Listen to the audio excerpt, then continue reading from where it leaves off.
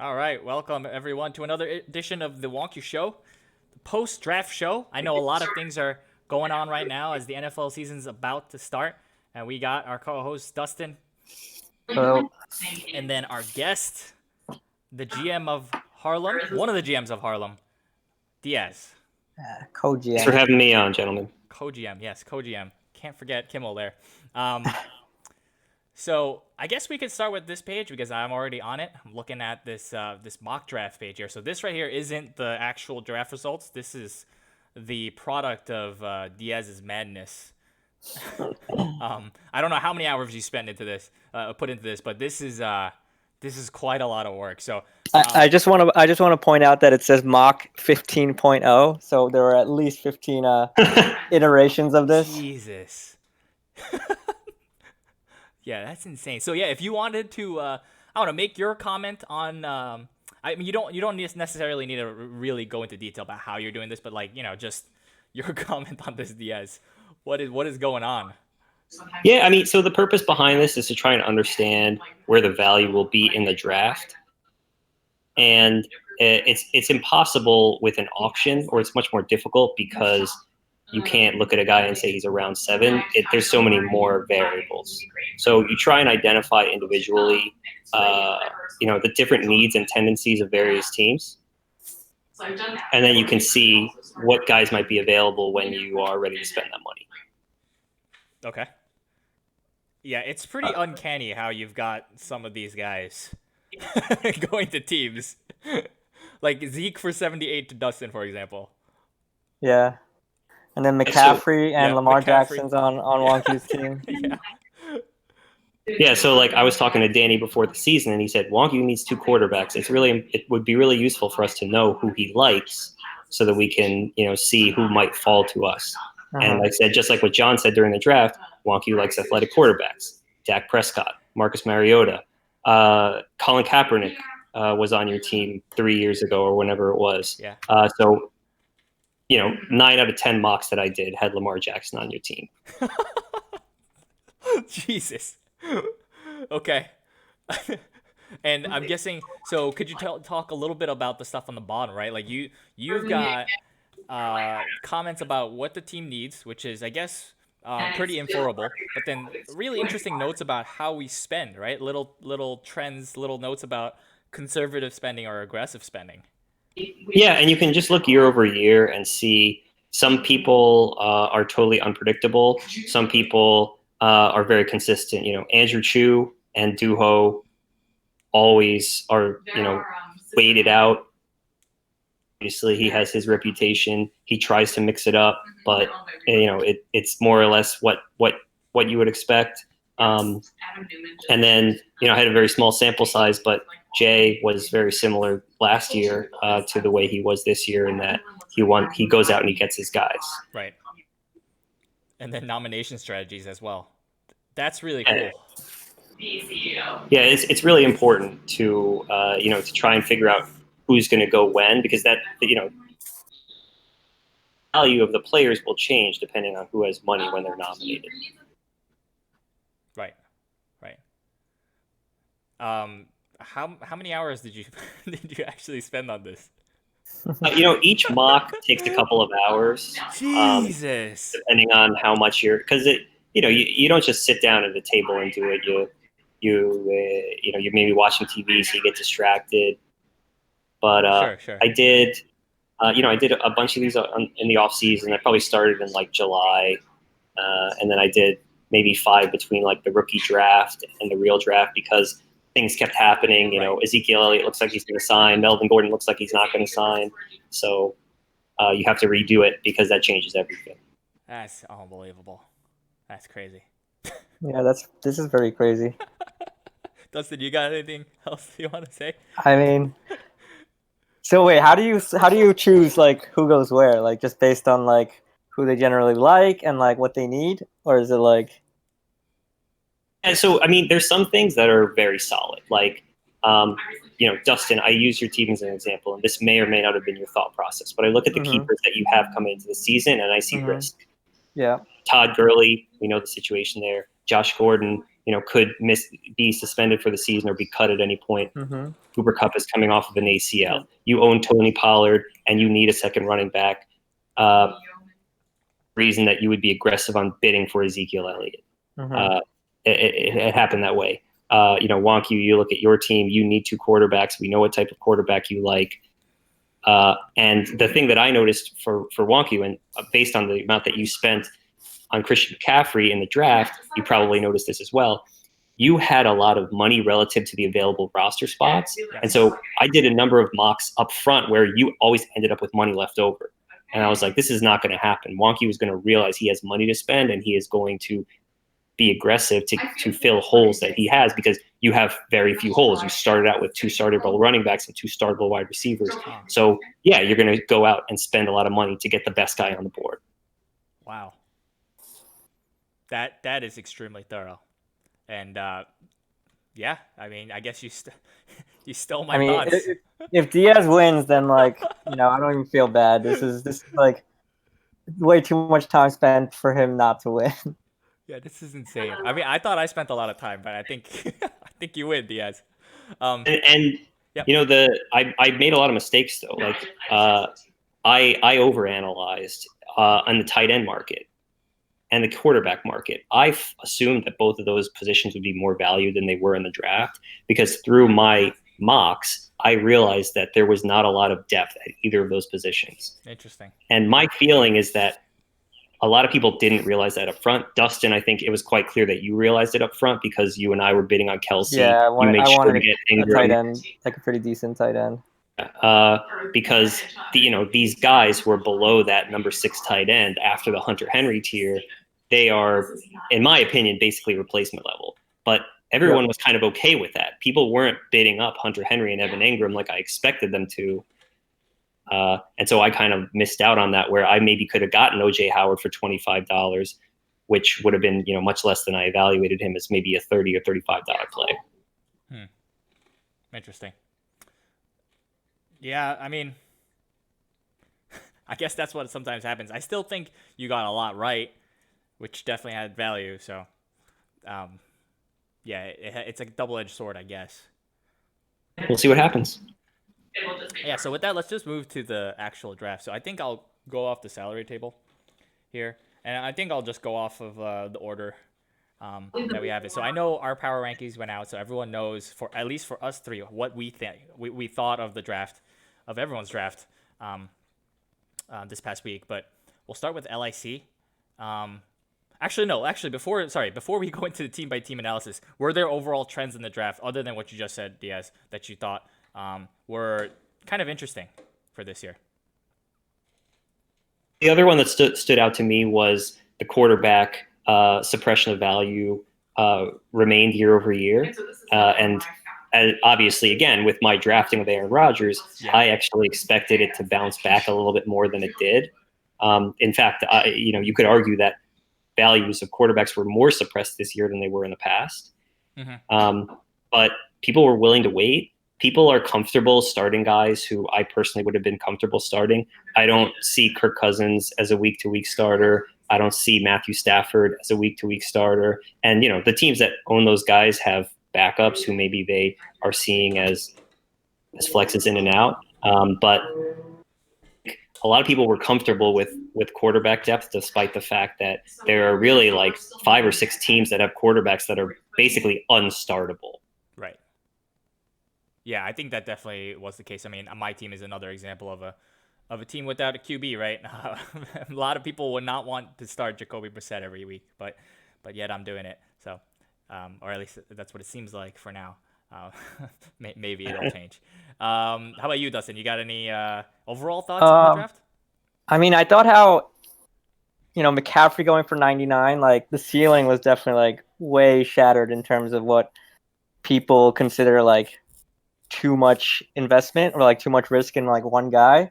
And like 99, like it didn't just get up by yourself. Like you were obviously bidding against, I think, Jay with him. So like that shows that multiple teams are willing to go that high. And then like a lot of the other players, like, everything, the star players tended to trend a lot higher than I had expected.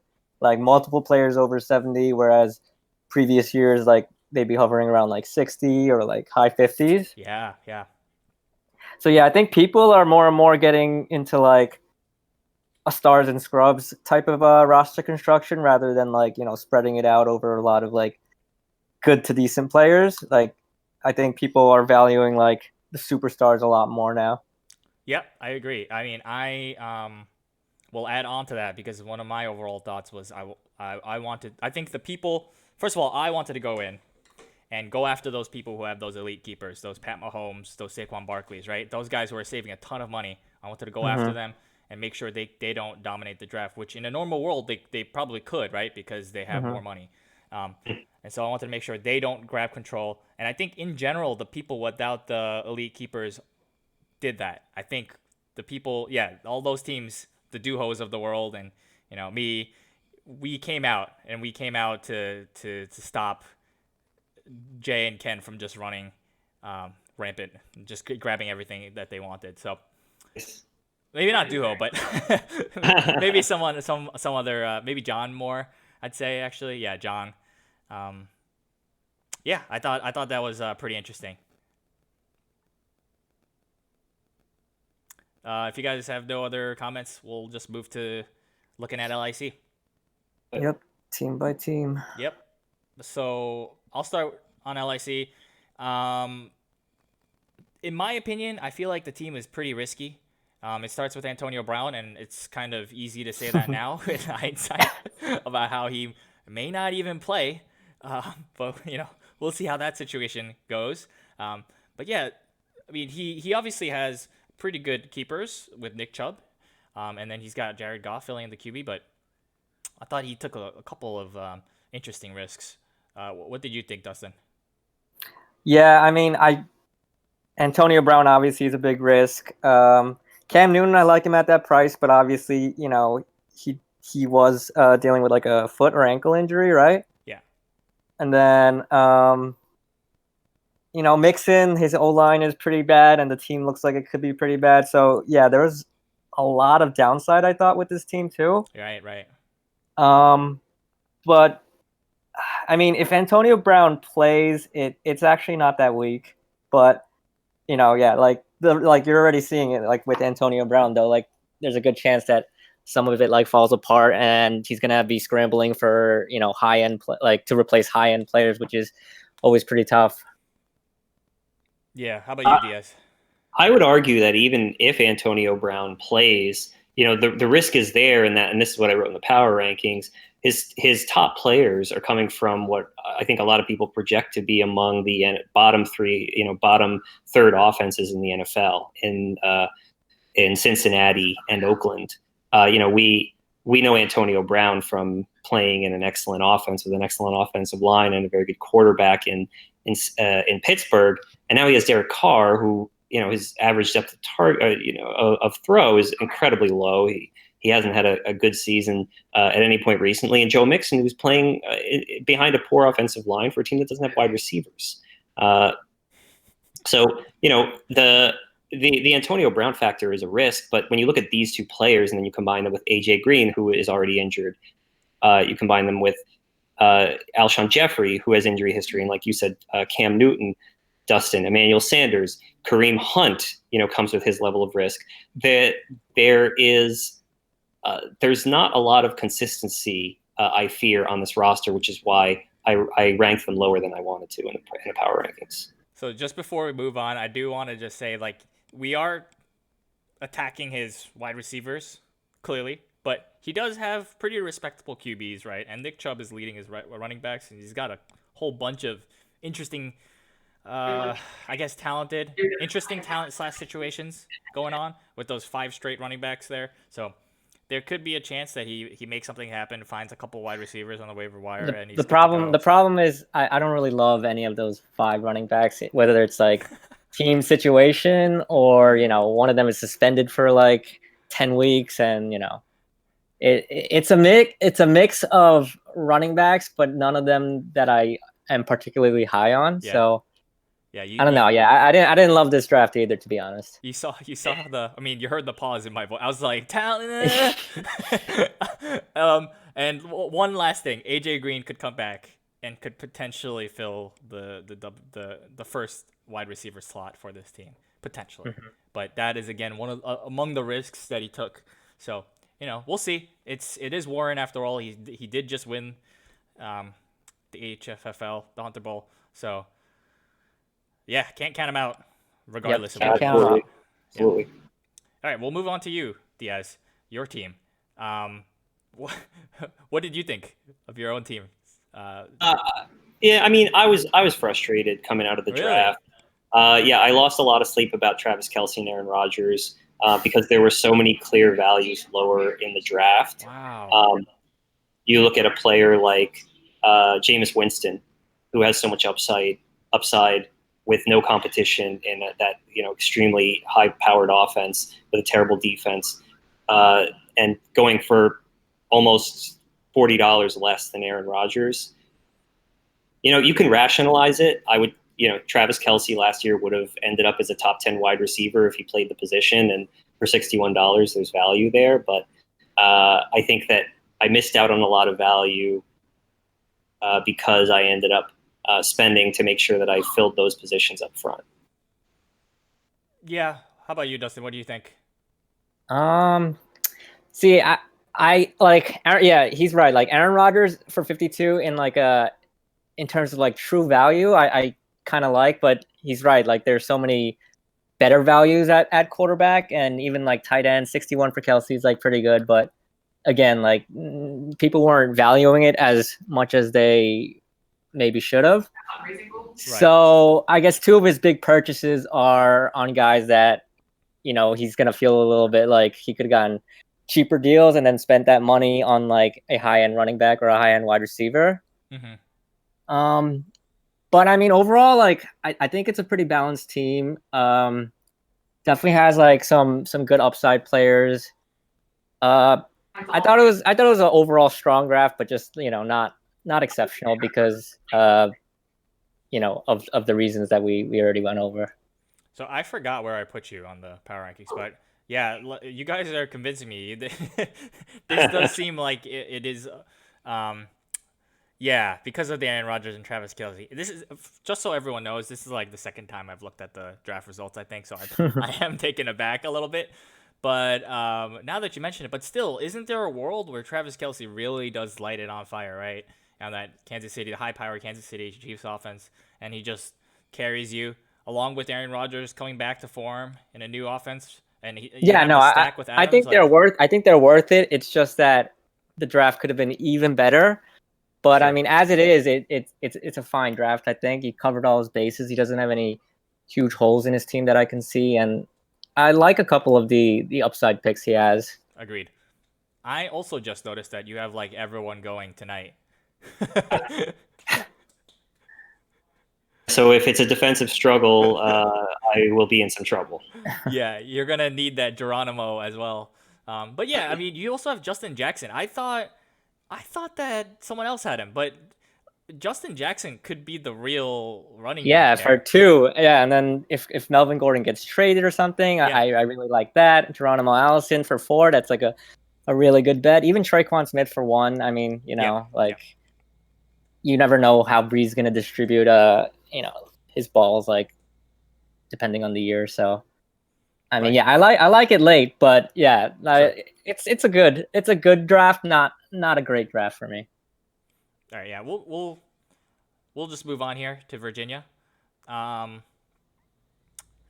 you want to start, Dustin? This is my second time looking at it too. Let me look at his actual roster. You can go first, Diaz. So I think I was the high guy on this team. I think I ranked them 3rd or 4th. Yeah.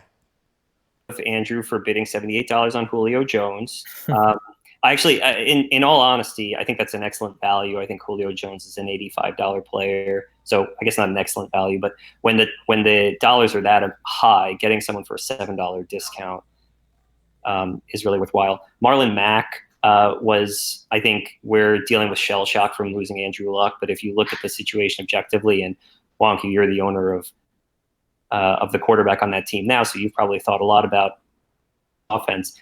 Sure. They have an excellent offensive line, yeah, great a great offensive mind. Yep. Um, Yes, they do. and they don't play in an extremely difficult division, so it's definitely possible that Marlon Mack will get a lot of work, goal line work. So overall, those two picks stand out as very good to me. And of course, I love the Ravens. They have an excellent starting schedule right off the bat. Miami, which is probably the NFL's worst team or worst offense. Yeah, I think coming out of the draft, I did not feel like Hua really took the mantle of the mayor of Value Town, right? Like, I don't think he was really that conservative. I think he did end up getting quote unquote his guys, but it just might be that they came out cheaper because, as John said in his write up about how he spent less guaranteed money than anyone else. Well, I think that might just be a product of his guys being a little bit cheaper compared to everyone else's. But it's an interesting mix of some veteran talent as well as some up and coming talent. So I think it could have, it's not terrible, but I feel like it's still lacking something. I'm just looking at it and I feel like it's lacking something. For me, I love his receivers, but I honestly don't love a lot much else about his team. I think his QBs are, I mean, there's a chance of a breakout from either Josh Allen or Sam Darnold, but as it stands, is probably one of the weaker QB groups. And then the running backs, I think it's too thin for how injury prone or unproven it is. Like, if Dalvin Cook gets injured, or if Marlon Mack does like struggle in a worse offense than people think is going to be in Indianapolis, like, I mean, the running backs are just so thin after that, and I don't know if he's going to be able to find something worth starting like every week if one of those guys like fails. And even Lindsey, like, he was really good, but he fell off like second half last year. And they're talking about splitting a lot more carries with Freeman. So, I mean, yeah, I love the receivers, but everywhere else, like, I don't see a lot that I love, to be honest. Yeah, it's missing running back depth. I think that's right. That's completely right. Yeah, and he's spending four roster spots on QBs, but like, I don't really rate any of them as like great options. Like, they're upside options, but I think Josh Allen and Sam Darnold will be up and down, and it'll be a headache trying to pick the right guy to start every week. Personally, Juju and Julio, it's pretty nice too. Oh, that's so good, yeah. Yeah. We'll move on to Ken. So I had him as number one. You could just start from the top talent. I mean, clearly they have really good keepers, right? But they added Hopkins and Evans, just two premier wide receivers. And if you just look at their lineup, their starting lineup, the wide receivers are just crazy. I think there's going to be some productive wide receivers on the bench every week. The problem, or the sort of problem, is the running backs. But I think there are some interesting running backs, even past Alvin Kamara. Obviously from the rookie draft, there's Miles Sanders, but he picked up Matt Breida, who I think could have a really large role in San Francisco. And then Royce Freeman as well, who could be the guy maybe in Denver. We'll see. I think he went with quantity at running back after Kamara more than like, paying for short quality. But like, there's enough guys, and I think these guys are a lot more interesting than like, what a lot of people have on their bench. Like Breida, like you said, could be the starter there. Freeman, could start eating into Lindsey's carries, and Latavius Murray, if he takes the Mark Ingram role, then like, he's a startable running back too, like every week then. Yep. iPhone is like stickers. Yeah, it's really the most true zero RB draft that I feel like I've seen in this league. And it really worked out. I mean, it worked out the way it's supposed to work, except I think when you go zero RB, you're supposed to get a really good tight end. I would expect that he might look to trade one of the great values he got at quarterback. You do not need Dak or Jameis on your bench, assuming they're both playing and starting and playing well. It could be a situation where he's able to liquidate one of those into a tight end, or liquidate one of those into a running back, or he might use that to help find a defense, because he didn't draft a defense. and he's starting the Vikings, who I believe are playing Atlanta in Week 1. Yep. And assuming Julio Jones does not have to sit out that game, it's not a very good matchup. Atlanta is a pretty good offense. True, Mhm. true. I know you had a comment about. Did you have a thought? So like, let's say if you had the keeper set that Ken had, right? Like, would your approach be similar? I guess that's the theoretical question with what this team did. Yes, absolutely. You load up on the space where you are weakest, which is wide receivers. He went out and got his guys, and I don't even think he overpaid for the top guys. I think that he will. Ken is generally not tremendously active in the trade market. I think that he's going to. We're going to see stock for Sammy Watkins or Christian Kirk or MVS get to a point where people are going to want to acquire them to start them. And Ken has to be prepared to make that deal so that he can get a tight end or get a running back that can start more reliably than the guys that he has. Got a lot on the mind. Yep, that sounds about right to me too. I think, yeah, man, he's got a lot of talent. This is a pretty good team. We'll move on to Jay's team. What do you think, Dustin? I really like what he did. Like at first, he came out looking for McCaffrey, right? He was bidding on McCaffrey with you, Yeah, and then when he got stopped there, he didn't panic, and he actually got a lot of good values. I thought in the middle, while he didn't end up spending like too much on one guy. But I like a lot of the receivers that he ended up picking up for the prices they went at, because there was a huge drop off after like the top tier wide receiver, and same for running back. But like there was a big gap between what people perceived as top tier Mhm. and like the tier right after that, and he pretty much lived in that like middle tier with like a $30 Derrick Henry, 37 like Robert Woods. Like if these guys like perform to like how people think they should, like like he got pretty good talent for not and didn't pay like a huge premium on it. Yeah, I'm kind of surprised at how low the costs of the people he has, because I thought he was in on everyone. So I just assumed that he had gotten someone, but I guess he was just bidding on every player. But yeah, the players he got were pretty good, right? Starting with the QBs, it's the same QBs he's had last year, but they're I don't know if you guys heard, but they're pretty good. This Tom Brady and Drew Brees combo. And then yeah, he's got some solid wide receivers. To add on to that, the running backs seem a little shaky after Barkley, Mm-hmm. but yeah, it could work out. What do you think, Diaz? Yeah, I mean, I'm hoping because I'm facing him in Week 1 that some of this stuff game scripts itself. I mean, you look at Tom Brady. That team is going to be winning probably handily most of their first 8 games. They have Sure. it's the AFC East. We've seen this time after time. Derrick Henry, week 1 against the Browns. I could see that getting out of hand where they are not running the ball very much because they are down by a touchdown or two. And then Tevin Coleman, I was very disappointed to miss out on Tevin Coleman in the draft. And then the next day, we hear that he's going to split carries or he's not number 1 on the depth chart. Right. The whole situation in San Francisco is so muddy. I love the value of Robert Woods. I think you to underestimate this guy, but I think he should have been a $40 player at least. Yeah, everyone always underestimates Robert Woods. I mean, he should have been kept too. Like, maybe kept twice. Like, I don't even know. Like, he's always underestimated. Quickly, who do you think will win the division? Just like right now. Ken, Capital Region. Me too. Yeah. Never pick against Warren. Sorry, what was that, Diaz? Said never pick against Warren. All right.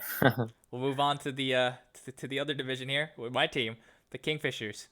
I can start. So I came into the draft looking for specifically a couple players. You got them right, Diaz. They were McCaffrey. They were Lamar Jackson. And the third guy was Tyler Lockett. So I really wanted those guys. And then the rest of the draft, I just wanted to see how it went. And I think it went pretty well for me, in my opinion. And I had a certain dollar amount for each one, and it fell below each one. So I had a lot of extra money that I could spend, and so I spent it. And I am pretty comfortable, even though my QB situation looks pretty. A lot of people would call it crappy, but I am very comfortable. I think Jacoby Brissett is getting disrespected. I think a lot of people are not appreciating how good he is, first of all, and then second, how good he could be in that offense. But that's my opinion. What do you think, Diaz? Well, Broncos defense, first of all, looks great at this point. Oh yeah, you also predicted that too. How did you see that? Whatever. Anyways. But yeah, I mean, honestly, I just gotta applaud you for that $99 bid on Christian McCaffrey. Like, I think that we do this so that we could see things that we've never seen before, and I never thought that I would see that.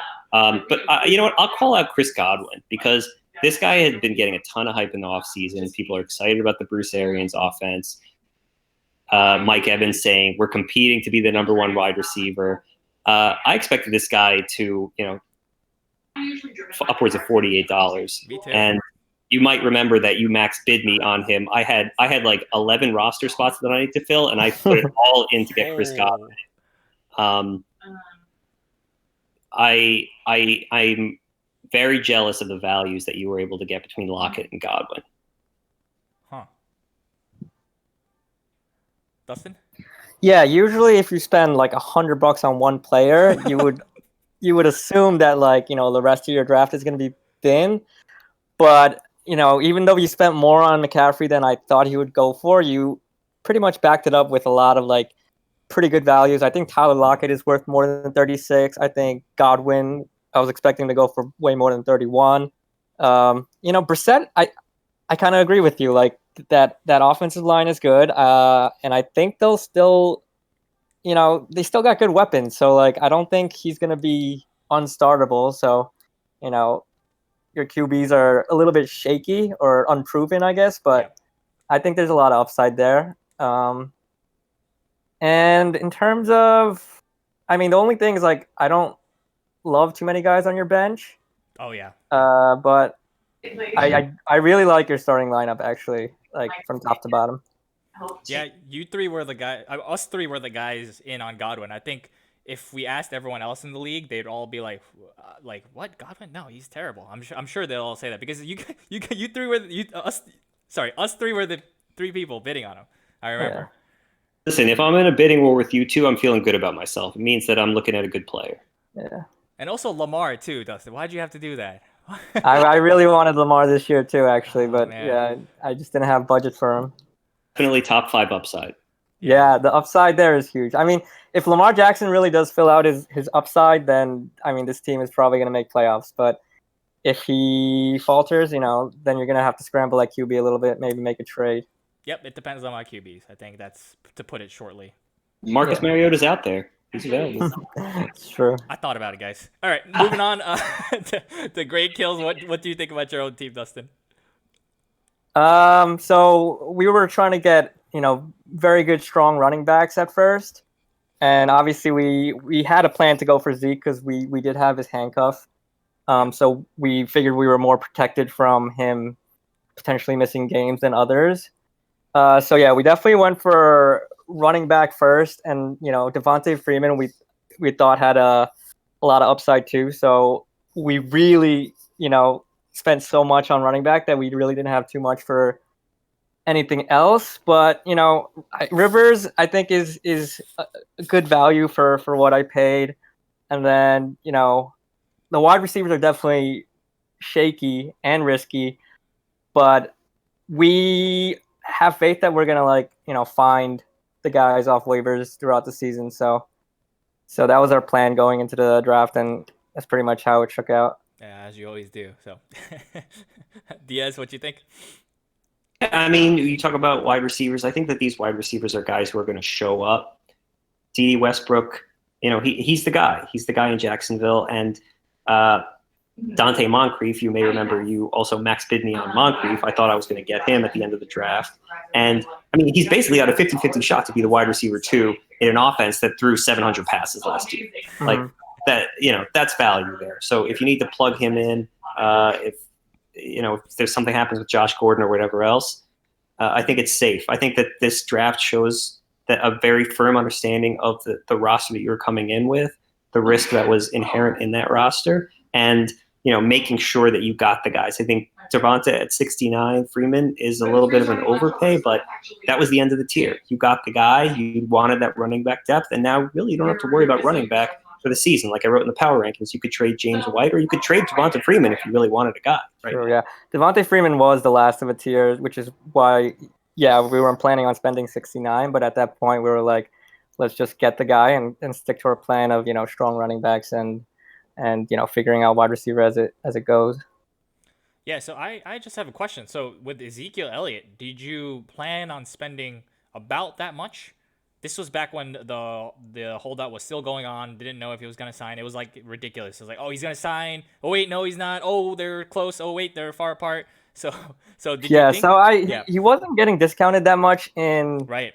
terms of like mock drafts that we saw. So like we were prepared to pay even a little bit more than that. Mm-hmm. But 78 for who we think could be like maybe the top guy available. Yeah. We were very comfortable with that. So that when that fell into place, we knew that we were gonna like stick to our plan and get our strength where we wanted it. Yeah, I guess the value of the holdout was $21. But yeah, I mean, as you guys have pointed out clearly, right? Like the running backs are the strength, the wide receivers are the weakness. And I feel like that's definitely a great strategy to go with. Let me ask you a question, Wonku. Yeah. If Ezekiel Elliott had signed Yeah. 2 weeks ago, Yeah. would you have still spent $99 on Christian McCaffrey? Yeah. I would have. I put McCaffrey ahead of Zeke, but let's say I don't get McCaffrey, I would have spent 99 on Zeke as well. All right. Yeah, and then the other thing I wanted to comment on, Dustin, Ito Smith on your practice squad.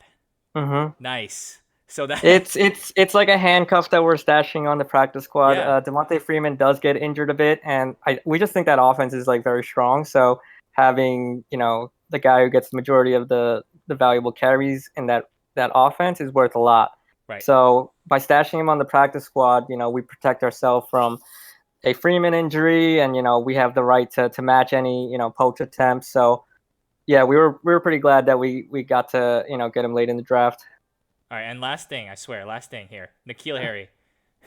Yeah, What happened there? we cut him and we freed Yeah. up like nine auction dollars, which was our plan because like Oh, I see. Okay. Yeah. because when we were trying to fit Zeke into our overall plan, like he was gonna cost a lot no matter what, right? So Yeah. we thought even $9 to free up would be good, and we were planning on getting him back, and yeah, we got him back. So Cool. not gonna regret anything about cutting him or anything. So See, Fuad, Yeah. bad things do happen sometimes to Dustin. N'Keal Harry. Anyways, well, we'll move on to Oakland. So, oh man, yeah, I think so. Again, he's gone conservative here, right? His highest cost player is Brandon Cooks, but I think between Brandon Cooks and Sony Michel, it's pretty good talent. And then he's got a bunch of interesting guys, right? Michael Gallup. Golden Tate is suspended for a bit, so I don't know. But I think it's a pretty balanced team. Looking at it. Oh, and Stephon Diggs. I missed Stephon Diggs.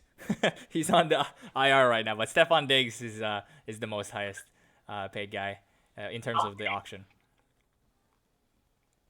Yeah, I think it's pretty balanced. It's not popping off the screen for me, but it's not terrible either, at least in my opinion. What do you think? What I would say, Wonky, is if your team is balanced, then ideally the guys on the end of your starting lineup are of comparable talent or production to the guys at the top. And I think that Oakland unfortunately failed here to do that.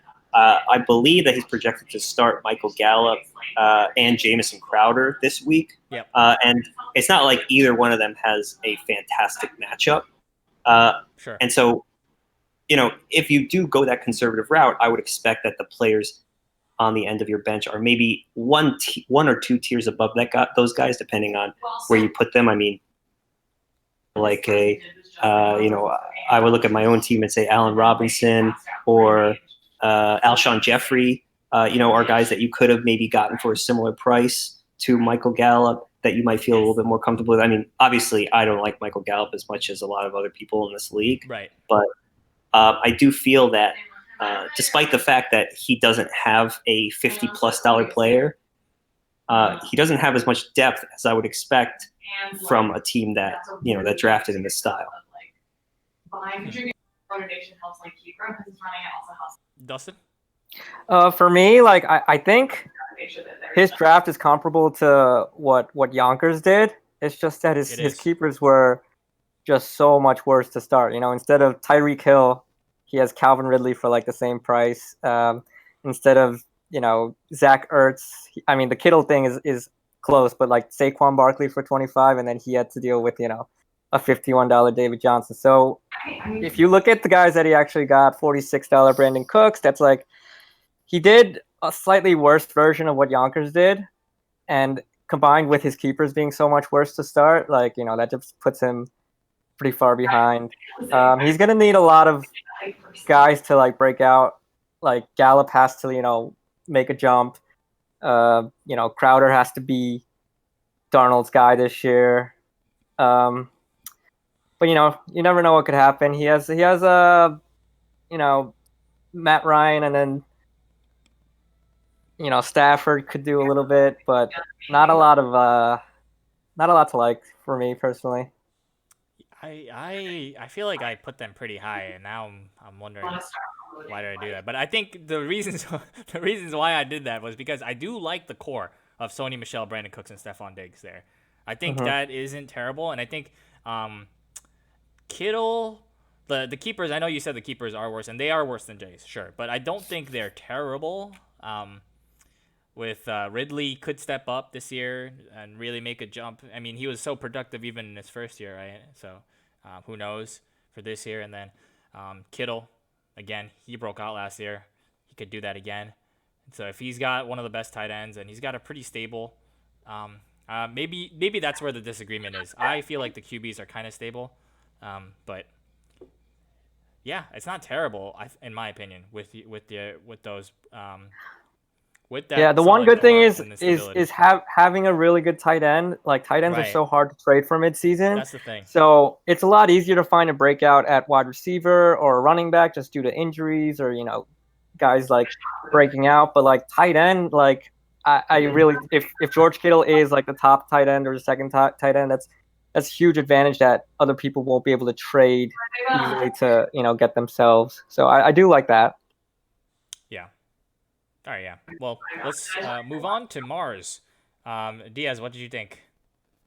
So Mars did the thing that I'm always nervous to do in my mocks, but I always feel like it might happen where someone tries to price enforce on a quarterback, and then they get them by accident. Oh, Yeah. it's the worst.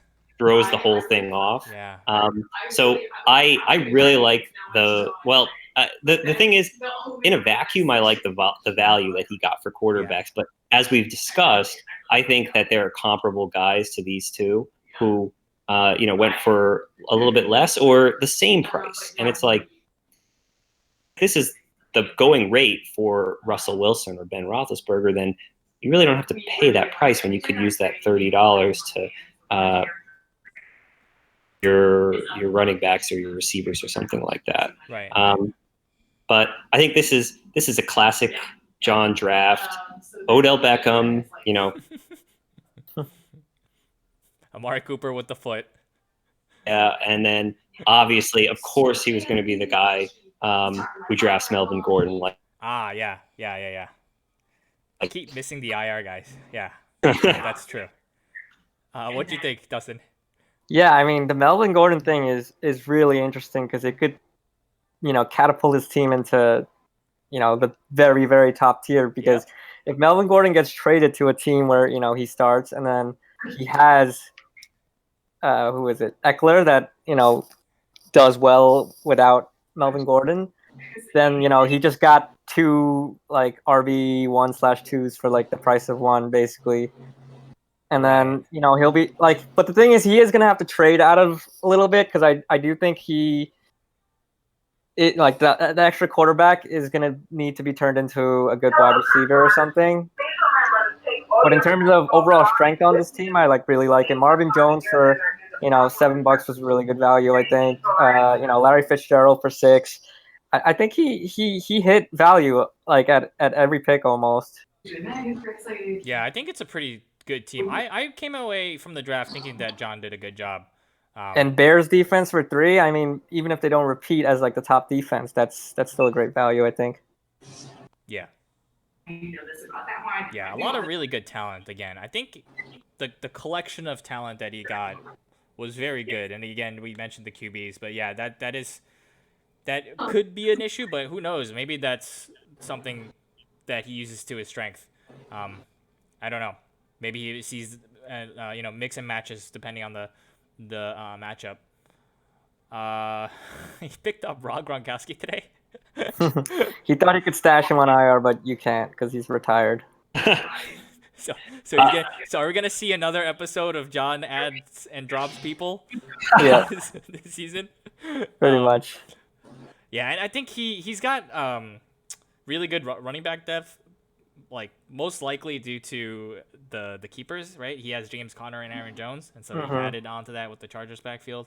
Yeah, and Geis is starting. He's on his bench. Marvin Jones on his bench. Like, I think that's a pretty good bench, and obviously a good quarterback on his bench too. So he's going to have a lot of trade opportunities because he does have depth, and he's very strong at the top too, especially if James Conner and Aaron Jones live up to. Yeah, and if the Cooper foot thing isn't that big, right? He played with it before. If that isn't that big of an issue, and Odell, I mean, we just heard about the hip issue, but if I was thinking of it as Odell, the normal Odell, this could be a very, very, very powerful team, honestly. Yep. Yeah, I thought it was definitely top half. But anyways, we'll move on to the Flushing Bobbies. What you think here, Dustin? I mean, they started with really good keepers, and then they got Le'Veon Bell and Keenan Allen at the top, which I like. You get one running back, one wide receiver to spread it out. I think they did a good job overall. Don't really love the bench guys they went out and got, but like for their starting lineup, I'm pretty high on a lot of their guys. Damian Williams getting LaShawn McCoy in the mix definitely hurt them though, so a little bit less high on them than I was coming into before the draft. Yeah, I think my main issue, I remember, if I recall correctly, I put them last on and it's because of the money that was spent on the tight ends. Like, I mean, I know Flushing loves their tight ends, but this seems a bit too much with Hunter Henry and Vance, and then they also had Noah Fant. Like, why not just have Noah Fant be your starter and use that money on some other players? Even though some people could argue it's not that much money, I think it still could be valuable in the draft to have gotten some other players with good upside. And I think that was my main concern with this team. But obviously, when you have Deshaun Watson on that kind of contract, it's amazing with Adam Thielen like that. It's pretty great. So as you said, they've added elite talent with Le'Veon Bell and Keenan Allen on top. So looks all right. Diaz? Conceptually, I really like the strategy here. Like you said, Dustin, make sure you solidify your running back and your wide receiver. The problem is I don't really like these particular players for that price. I love Le'Veon Bell. I mean, obviously, I have a personal issue with Le'Veon Bell. Yeah. Also, I don't trust Adam Gase to accept a bell cow back. Like, this guy clearly had a starting running back in Miami, and he refused because of character issue to put him on the field. Like, how is that going to work with Le'Veon Bell, where obviously we all already know that Adam Gase has said that he did not want the team to sign. I was targeting Le'Veon Bell because I figured everyone would be down on him because we all know the Jets are terrible. But to go for $80, it doesn't add up to me. I will say I think the Hunter Henry pick is excellent. Obviously, I was valuing tight ends more than others were in this draft, but he's in. If things break a certain way, we're going to look at that, and we're going to look at that in a similar way that we looked at his team last year with the tight ends that really broke out. And you're really high on Hunter Henry. I don't know. Okay. I mean, he on like an efficiency basis, he's excellent, and he basically filling the role that Antonio Gates had for so many years. So as long as the ball isn't distributed too evenly between You know how much it costs the for a receivers there. tube replacement? Cash only? Yeah, it's really funny. Like I feel like I'll give you if catch by the habit, out of but the I'll tight ends, the guy with the highest upside might be actually Vance McDonald, but that's just me. So, guess that's just our opinions. The quarterback situation, Kyler Murray. Any thoughts there? So I obviously had an opportunity to draft Kyler Murray too in the rookie Yeah, draft. so did I. Yeah. I didn't spend a lot of time thinking about it because, like the upside is there. Obviously we know what could happen, but he's a rookie quarterback. It's a brand new offense. Sure. It's a coach that wasn't very good in college. Yeah, Kingsbury was terrible in college. Yeah. And they don't have a great offensive line. Terrible. So it's True, the offensive line is terrible. Terrible. He might get a lot of bad habits from having to break the pocket so often, and he may never develop, He will. an actual reading of the field. Yeah. So you'd never wanted Kyler Diaz. I mean, I wanted him for a value. Like I said, maybe if he drops to 4 or 5, the upside is there. Top 10, top 5 upside. But Gotcha. you sell look some of the bikes in the back? You sell them, the bikes in the back, or those for repairs? Those are for sale. Oh, you know what? Maybe it's because Danny is also on this. Hang on. I don't know. What was that? Boot someone from the channel. Literally, Danny is also logged into this stream. Oh. Okay. Okay. No wonder. That was really odd. I was like, wait, what? All right, cool. Well, that was every team. That was pretty quick. That was faster than I expected. Who do you guys think will win this division? I think John Mars. Wow. Sorry, what you say, Diaz? Dustin, never bet against Dustin. Yeah, I think Dustin too. I don't think so. I like John's team this year. John's team looks pretty good though. Yeah, I'm pretty sure that I had them high in the power rankings. So yeah, I think we're pretty much done unless you guys have any other things to comment on or talk about. I mean, there's a lot that went on. Like, there's just a lot to talk about. If we really wanted to, we could go on about the practice squad players, the bids, the waiver wire pickups today. It could go on and on. But yeah, if you guys have any other thoughts, Diaz, you can start. Yonkers picked up Tyrell Williams today for $9. Last year, they made 2 $9 bids that were noteworthy. One was the Chicago defense. The other was Philip Lindsay. So if that trend continues, look out. All right.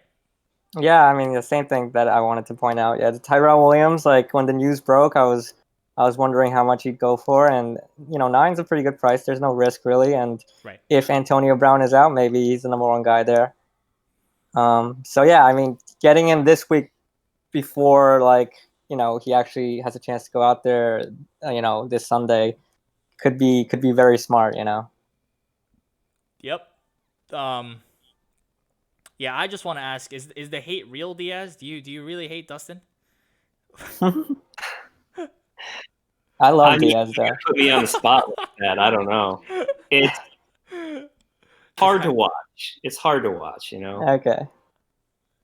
But no, I mean, in all honesty, I have tremendous respect for Great Kills and the way they run their organization. I was very proud to be in bidding wars with them over Leonard Fournette. I love you too, Diaz.